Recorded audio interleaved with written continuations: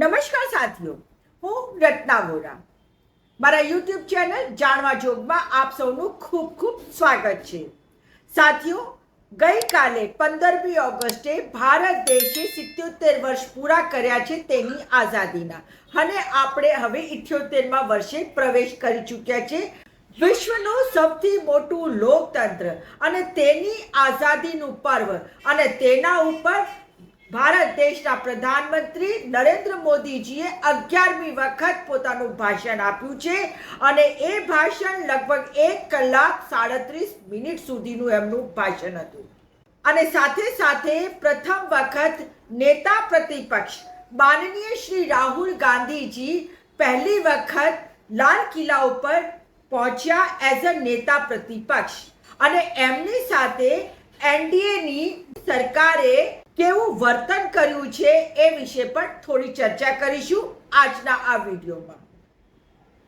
તો સાથીઓ, ચલો સૌથી પહેલા આપણે ગઈકાલે જે આપણા વડાપ્રધાન નરેન્દ્ર મોદીજીએ ભાષણ આપ્યું છે એના વિશે ચર્ચા કરીએ. આ ભાષણ 1 કલાક 37 મિનિટ લાંબુ ભાષણ હતું, પરંતુ ભાષણ સાંભળ્યા પછી એવું ક્યાંય નથી લાગ્યું કે તેઓ દેશની આઝાદીના રાષ્ટ્રીય તહેવારની ઉજવણીના નિમિત્તે દેશને સંબોધન કરી રહ્યા છે. એવું લાગતું હતું કે જાણે તેઓ કોઈક રાજકીય રેલીમાં અને ચુનાવી ભાષણ કરી રહ્યા હોય.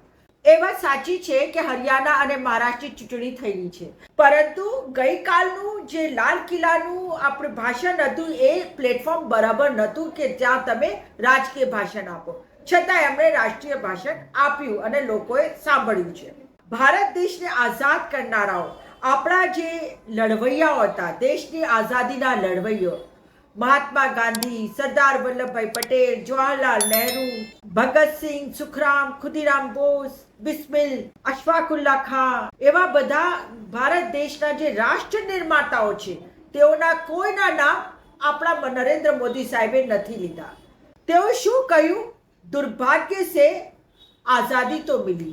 मतलब શું કહેવા માંગે છે આપણા દેશના વડાપ્રધાન નરેન્દ્ર મોદી? દુર્ભાગ્ય છે એટલે કે આપણા દેશના જે આઝાદીના લડવૈયાઓ હતા તેઓની લડતનું બધું ફોક થઈ ગયું. એમણે જે આઝાદી અપાવી છે એમને બિરદાવવાને બદલે વડાપ્રધાને કીધું દુર્ભાગ્ય છે. સાહેબ, આપને આઝાદીની કિંમત નહીં ખબર પડે, કારણ કે તમારા જે પૂર્વજો હતા ને તેઓએ અંગ્રેજોની મુખબરી કરી છે, બાતમીઓ આપી છે અને વારે ઘડીએ માફીઓ માંગી છે. જ્યારે કે કોંગ્રેસના જે નેતાઓ હતા ને એમના જે પૂર્વજો હતા એ લોકોએ ભારત દેશની આઝાદી માટે પોતાનું લોહી રેડ્યું છે. એટલે તમને આઝાદીની કિંમત નહીં ખ્યાલ આવે. એટલું જ નહીં, અમને યાદ કરાવી દઉં, આપે જ્યારે 3 કાળા કાયદાઓની સામે ખેડૂતો આંદોલન કરતા હતા ત્યારે તમે કહ્યું હતું કે આંદોલન જીવી કહીને આપે ભારત દેશની આઝાદી માટે જે લોકોએ આંદોલન કર્યું, એટલે કે મહાત્મા ગાંધી, જવાહરલાલ નહેરુ, સરદાર વલ્લભભાઈ પટેલ, ખુદીરામ બોઝ, એ તમામ લોકોને પણ આપે આંદોલન જીવી કહીને અપમાનિત કર્યા છે. હવે મારે તો શું કહેવું? આમ કહેવાય છે કે જેમ માણસની ઉંમર વધે એટલે કે એમની સોચવા સમજવાની ક્ષમતા પણ ઘટી જાય છે, ને તમે પણ 73 જેટલું તો વટાવી ચૂક્યા છો, 75 આવી જ જવાનું છે. એટલા માટે કદાચ ભૂલ થઈ ગઈ હશે, ને ગઈકાલે તો ટેલિકોપ્ટર પણ નહોતું, અને એટલા જ માટે આપે ભગવાન બિરસા મુંડાની જન્મ તારીખને પણ 1857 પહેલાની ગણાવીને તેમને ભારત દેશના આઝાદીના લડવૈયા ગણાવ્યા. જ્યારે કે ભગવાન બિરસા મુંડાનું જન્મ 1875નું છે. ખૂંટીના અલીહાતુ ગામમાં એમનું જન્મ થયેલું છે. બીજું, આપે શું કહ્યું કે કમ્યુનલ સિવિલ કોડ, હવે એક નવું લઈ આવ્યા. કમ્યુનલ સિવિલ કોડને અમે સેક્યુલર સિવિલ કોડ બનાવીશું. કમ્યુનલ સિવિલ કોડથી તમારો શું મતલબ છે? શું કહેવા માંગો છો? એટલે કે દેશની આબાદીમાંથી જે લોકો પોતાની હિસ્સેદારી માંગે છે, જે ધર્મના નામે, જાતના નામે, એ લોકોને તમે કમ્યુનલ સિવિલ કોડ કહેવા માંગો છો. અને જે મનુસ્મૃતિએ કોડ આપેલું છે, મનુસ્મૃતિએ જે આચાર સંહિતા રખેલી છે એને તમે લાવવા માંગો છો. હવે આ શું તમારી વિચારધારા છે? આરએસએસની વિચારધારા એ શું છે કે જે લોકો પોતાની હકની વાત કરે હિન્દુ સિવાયના એ લોકોને તમે કમ્યુનલ કહો અને બાકી બધાને તમે સેક્યુલર કહેવા માંગો છો. આજથી સુધી તો સેક્યુલરના નામથી તમે બહુ જ ભડકતા હતા. હવે પોતે જ કહેવા માંગો છો કે જે કોડ લાવવા માંગે છે એ સેક્યુલર હશે. કંઈક સમજાવ્યું નહીં. ખેર, હવે મહિલા સુરક્ષાની વાત ઉપર આપે વાત કરી. દરેક ભાષણમાં આપ મહિલા સુરક્ષા, મહિલા સશક્તિકરણ એ બધી વાતો કરો છો અને તેમાં પણ આપે ગઈકાલે કલકત્તાનું ઇન્સિડન્ટ યાદ કર્યું. પરંતુ ગઈ ફેરાના ભાષણમાં તમને મણિપુર નહોતું યાદ આવ્યું, તમને બિલ્કિસ બાનુ યાદ નથી આવતી, તમને હાથરસની ગુડિયા યાદ નથી આવતી, કુલદીપ સેંગરના બલાત્કાર યાદ નથી આવતા, તેને પરિવારને મૃત્યુ આપી દીધું એ યાદ નથી આવતું, તમને બનારસ હિન્દુ યુનિવર્સિટીનું બળાત્કાર કાંડ યાદ નથી આવતું. હાલમાં જ મુઝફ્ફરપુરમાં એ જો બિહારમાં છે એક દલિત દીકરી સાથે, સગીર વયની દીકરી સાથે જે રીતે એને અપહરણ કરવામાં આવ્યું અને પછી જો અમુક લોકો દ્વારા એનું બલાત્કાર કરવામાં આવ્યું અને પછી એનું જઘન્ય હત્યા કરવામાં આવી એ યાદ નથી આવતું. તમને આઝાદીના પરના દિવસે પણ ઇન્ડિયાના ગઠબંધન વાળું રાજ્ય યાદ આવે છે, પરંતુ એનડીએના ગઠબંધન વાળું બિહાર યાદ નથી આવતું.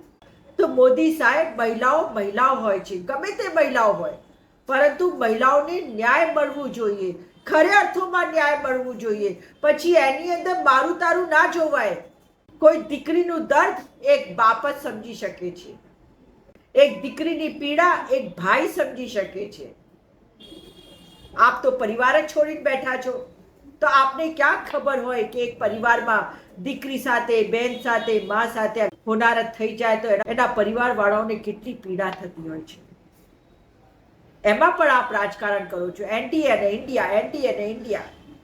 શું કહેવાનું? હવે વાત કરી લઈએ આપના ભાષણની વંશવાદ અને ભ્રષ્ટાચારની. વંશવાદની વાત કરીએ તો આપના ત્યાં રાજનાથથી લઈને કેટલાય બધા કેબિનેટ મિનિસ્ટરો છે કે જે લોકો પોતે વંશવાદના જ કારણે આજે મોટી સત્તા ઉપર છે અને મંત્રીઓથી લઈને ધારાસભ્યોથી લઈને સાંસદ સભ્યો બનેલા છે. અને ભ્રષ્ટાચાર, આપના મોઢે ભ્રષ્ટાચાર નથી શોભતું પ્રધાનમંત્રીજી. યાદ કરો, અજીત પવાર, નારાયણ રાણે, છગન ભુજબલ, શુભેન્દુ અધિકારી, હેમંત બિસ્વા શર્મા, કેટલાય નામ ગણાવો. હજી નામ ગણાવવા જઈશ તો બીજો કલાક નીકળી જશે. એ બધા જ ભ્રષ્ટાચારીઓ આજે તમારી પાર્ટીમાં બેઠા છે. વોશિંગ મશીનમાં ધોઈ દીધા તમે. એટલે મોદી સાહેબ, હવે તમારા દિવસો પૂરા થઈ ગયા છે એ બતાવી આવે છે તમારા કાલના ભાષણ ઉપરથી. અંત આવી રહ્યું છે તમારું. એટલે તમે ધીરે ઓલાવા માંગ્યા છો. ભલે ને ગમે એટલું લાંબુ ભાષણ આપો, પરંતુ એ ભાષણની અસર હવે દેશવાસીઓને નથી પડતી. કારણ કે આપ બધાને ખબર છે કે આપ ખોટું બોલો છો, જૂઠું બોલો છો, ગમે ત્યાં ગમે તેવું ફેક કરો છો. હવે વાત કરીએ નેતા પ્રતિપક્ષ માનનીય શ્રી રાહુલ ગાંધીજી વિશે. રાહુલ ગાંધીજી પહેલી વખત નેતા પ્રતિપક્ષ લાલ કિલ્લા ઉપર પહોંચ્યા. રાહુલ ગાંધીજી નેતા પ્રતિપક્ષ છે, એમનો દરજ્જો પ્રોટોકોલ પ્રમાણે એક કેબિનેટ મંત્રીનો દરજ્જો કહેવાય અને બીજું એ તો shadow of the prime minister કહેવાય. નેતા પ્રતિપક્ષ પછી સીધું નેક્સ્ટ સ્ટેપ પ્રાઇમ મિનિસ્ટરનું જ હોય છે. અને આપે શું કર્યું? આપની સરકારે શું કર્યું? નેતા પ્રતિપક્ષ રાહુલ ગાંધીજીને આપે પહેલી, બીજી નહીં, ત્રીજી નહીં, 5મી હરોળમાં ઓલિમ્પિયન્સની સાથે બેસાડ્યા, જ્યારે કે પ્રોટોકોલ પ્રમાણે તેમની પહેલી હરોળમાં બેસવાનું હતું. અને આજ સુધી પછી ભલે ના આપના પક્ષના નેતા પ્રતિપક્ષ હોય, પણ ક્યારેય કોઈ પણ સરકારે નેતા પ્રતિપક્ષને આ રીતે અપમાનિત નથી કર્યા. પરંતુ સાહેબ, આપ જેટલું અપમાન કરો એટલું. રાહુલ ગાંધીજી શિવજી છે, કડવા ઝેરના ઘૂંટ પીધા છે અને પોતે એ કડવા ઘૂંટો પીતા આજે એટલા સ્ટ્રોંગ બની ગયા છે કે તમે ગમે તેટલું તેમને નીચું પાડવામાં, એમને અપમાનિત કરવાના પ્રયાસો કરશો, પરંતુ રાહુલ ગાંધીજી જનનાયક છે અને જનનાયક રહેશે. ઉપરથી તમારું ખરાબ દેખાયું છે કે તમે કઈ રીતે રાહુલ ગાંધીજીને અપમાનિત કર્યા છે અને કોઈ ટૂલ કિટ ચાલતી હોય એવી રીતે એવી રીતે જ્યારે તમે વંશવાદની વાત કરો છો તો સીધું કેમેરા રાહુલ ગાંધીજીની સામે આવે છે. જ્યારે તમે ભ્રષ્ટાચારની વાત કરો છો તો સીધો કેમેરા રાહુલ ગાંધીજીની પાસે આવે છે. એનો મતલબ એ જ સાબિત થાય છે કે પહેલાથી બધું તૈયાર કરેલું છે. કેમેરામેનથી લઈને તમારા ભાષણ સુધીની બધાની લિંક જોડેલી હતી. પરંતુ સાહેબ, હવે દેશ આપણે સમજી ગયું છે અને આપણને નકારી કાઢેલું છે.